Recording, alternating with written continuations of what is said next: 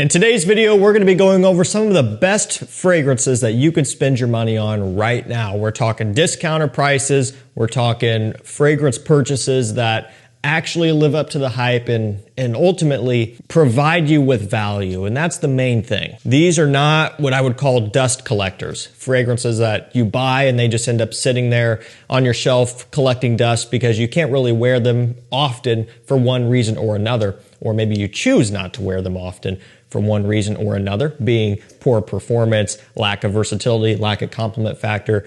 This video is not for those. This video is for the people who want something that they can really utilize and feel like they got a good deal when purchasing. So we're actually going to get things kicked off with kind of a classic. I believe the launch year was like 1999, which you wouldn't believe when you smell it. It's Givenchy Pie. I mean, really, how often do you hear about this one anymore? Not very.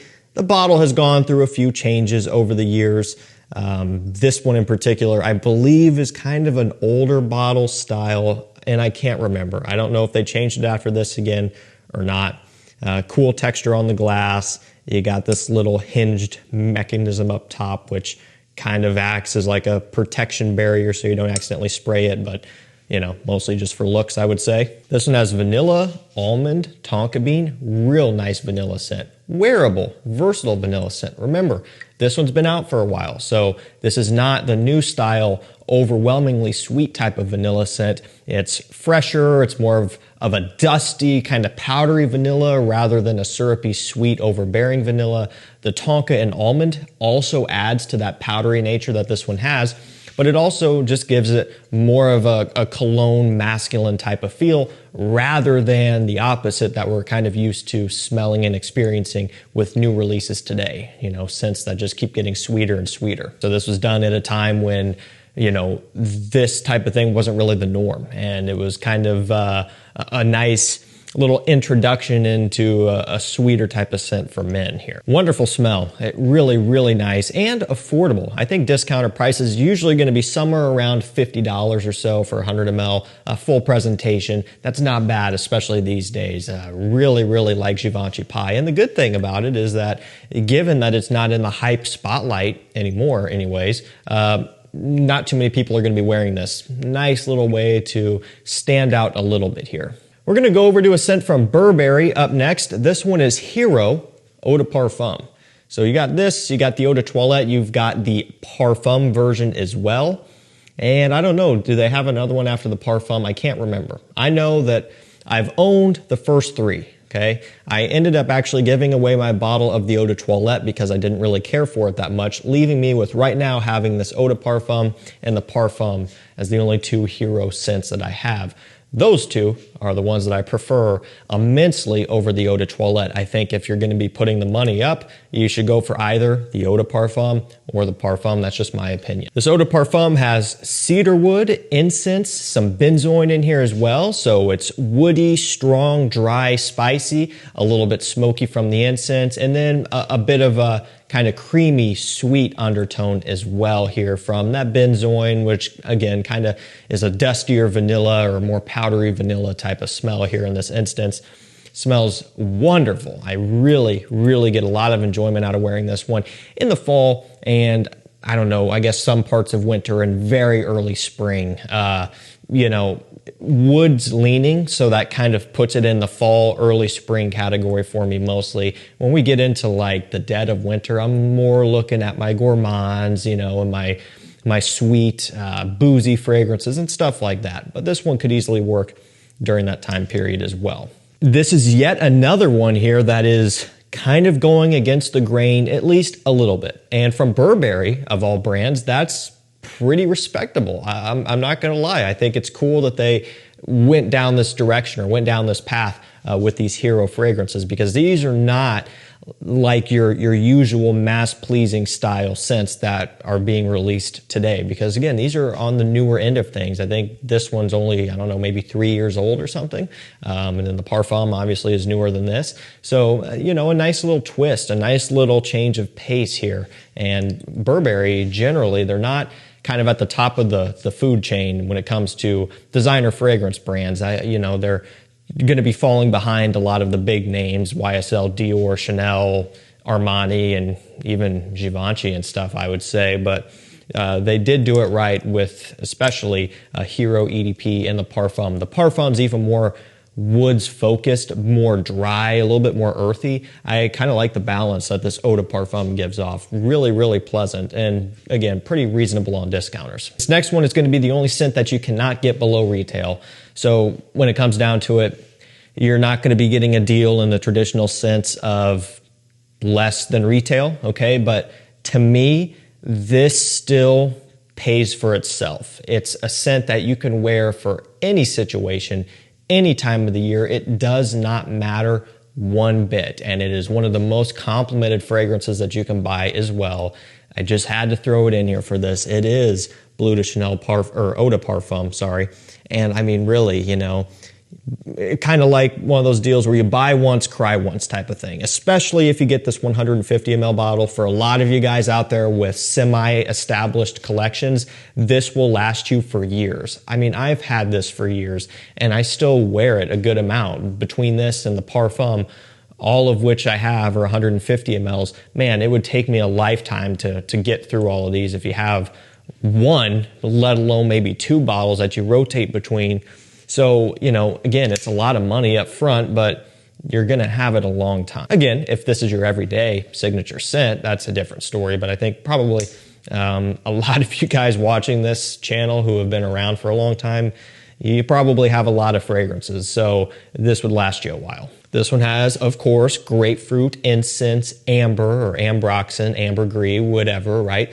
This line is what kicked off the blue fragrance DNA hype, obviously starting with the Eau de Toilette. The Eau de Parfum has been the most popular Bleu de Chanel, I would say. It's just, that's kind of how it worked out. But it just, again, it smells so good. I mean, you've smelled it before, even if you're not sure that you have. Say you're new to collecting and you're like, I don't know if I've smelled Bleu de Chanel. You probably have. You probably smelled it on somebody in passing. You don't know it yet until you put your nose on it for real, and then you'll probably think back and think, you know what, that smells familiar, I have smelled it. There's nothing wrong with that. Yes, it's something that a lot of people probably still do wear, but there's enough room out there for everybody. You know, it's still something that is going to be a people pleaser, going to be a versatile type of scent that you get your money's worth out of. I love Bleu de Chanel. This next one is Acqua di Gio Elixir, the newest Acqua di Gio. I'll tell you what, you can get 50 ml testers for 90 bucks right now. I'll drop that link down below. Your typical discounted price is anywhere from $135 to $150, okay? And I don't know what they retail for. I can't remember.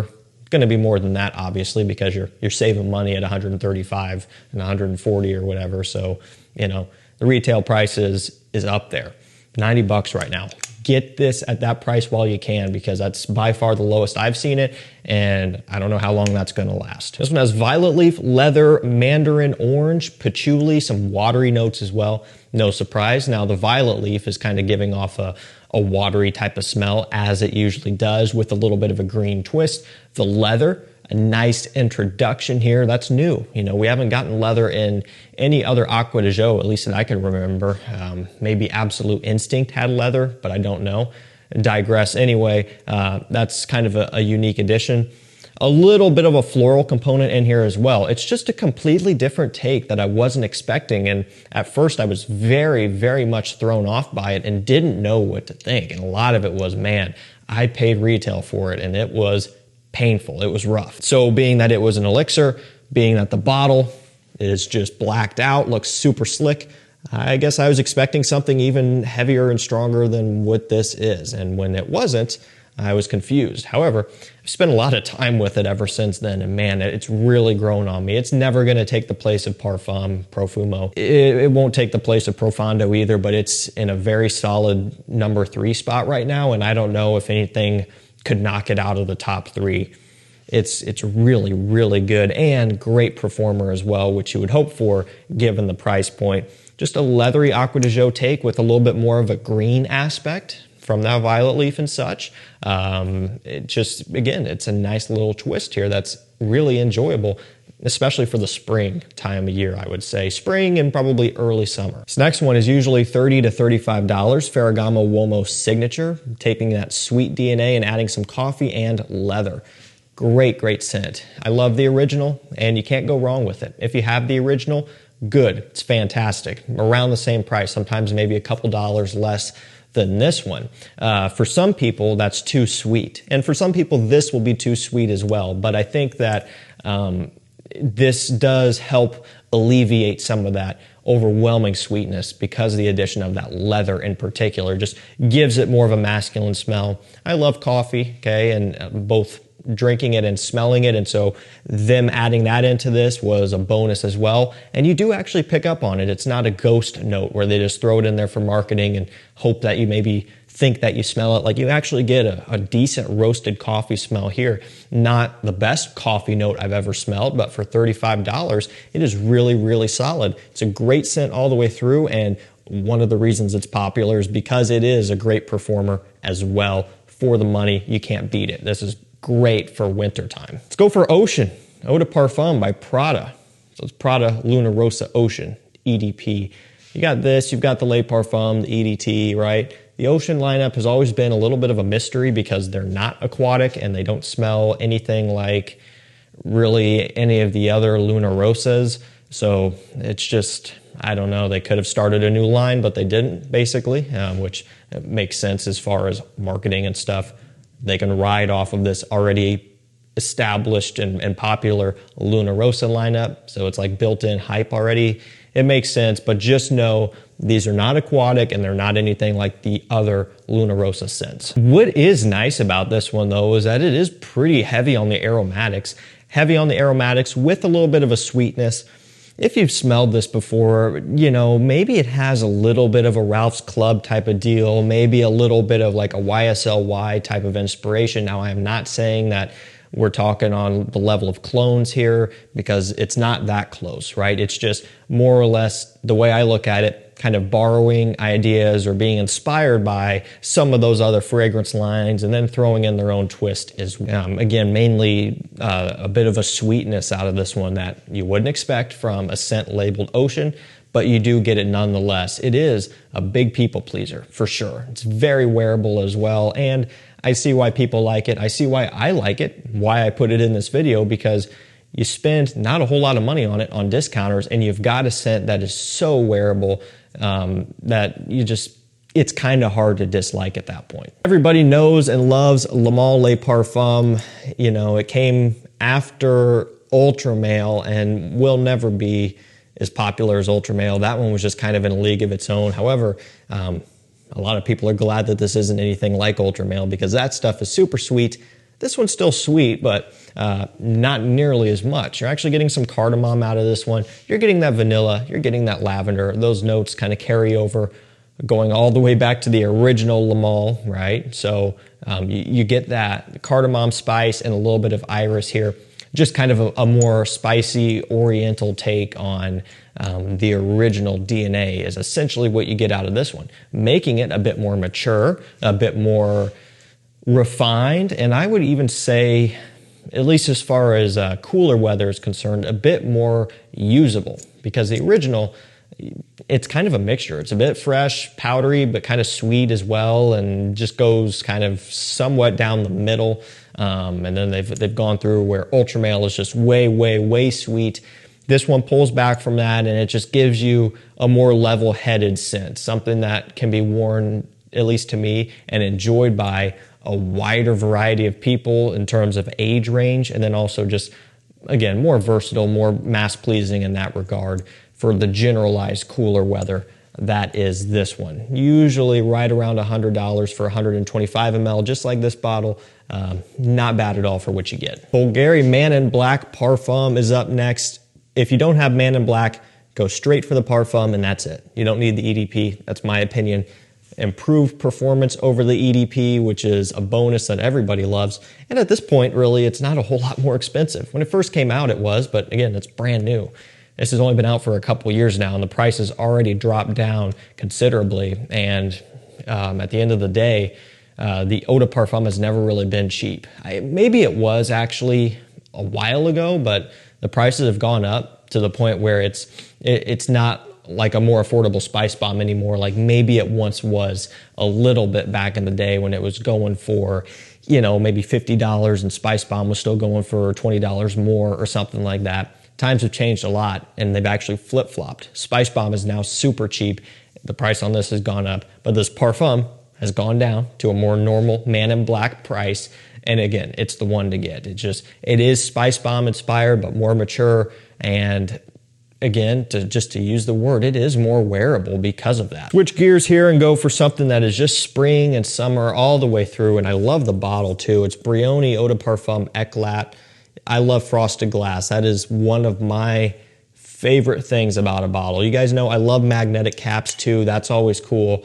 But if I'm between a cool looking frosted glass bottle and a magnetic cap, I'll take that frosted glass any day, assuming that it's for, you know, a fresher scent like this. If it was on a tobacco vanilla scent, it would be kind of stupid, but man, having this look and just even that texture and that feel, you know, for a spring summer scent like this, that is the ticket right there. This one has grapefruit, musk, olibanum, and pink pepper. So bright and vibrant, a little bit of a spicy kick, and then a nice smooth, sweet, semi-sweet musk in here as well.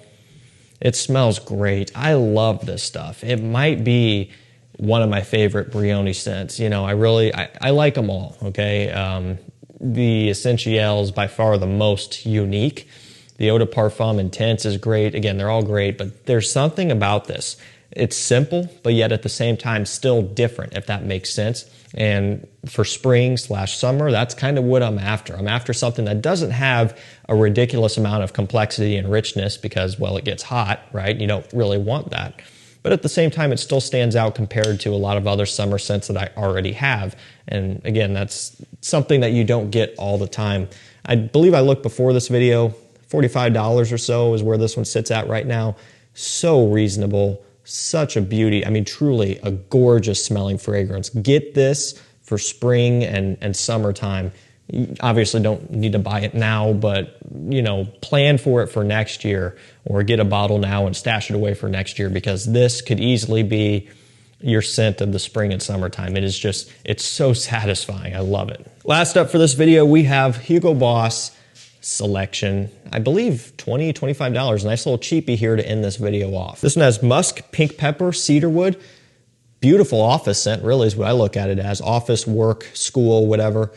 You know, just general day-to-day. That's what you could use this one for. Given that it's so cheap, it could be your everyday signature and you're not going to be breaking the bank doing so. It's, again, affordable. At the same time, it's different, really. I mean, it doesn't look like it would be. It looks so basic on paper. And you look at the price and you think, yeah, this has to be just cookie cutter, something that they just rushed out there and then that's it, right? It's not at all. I've got nothing else that smells like this one. Soft, smooth, a little bit peppery, spicy with a nice citrus, bright, punchy opening. It is really, really impressive. Nice little hidden gem that you don't hear a ton of people talk about. The bottle is gorgeous as well. I mean, it's fingerprinted up right now, but we can hold it like this where you can't see the fingerprints as much. Just super sleek and simplistic. And the cap has this texture built in on the top. You can't really see it, but you can feel it. Small details. It's like a brushed finish. I want to try to get that, but not going to be able to see it very well. Brushed finish there on the cap. Just small details like that make this just all the better. And if this was 50 bucks, it would be a different story. It's usually 20 to 25. That is an amazing purchase. Alrighty guys, that's going to do it for me. Some of the best fragrances you can spend your money on right now. These really do add a lot of value to your collection. We'll drop links to these down below to discounters. As always, thank you so much for watching. Stay safe, stay healthy, and we'll see you tomorrow with another one. Take care.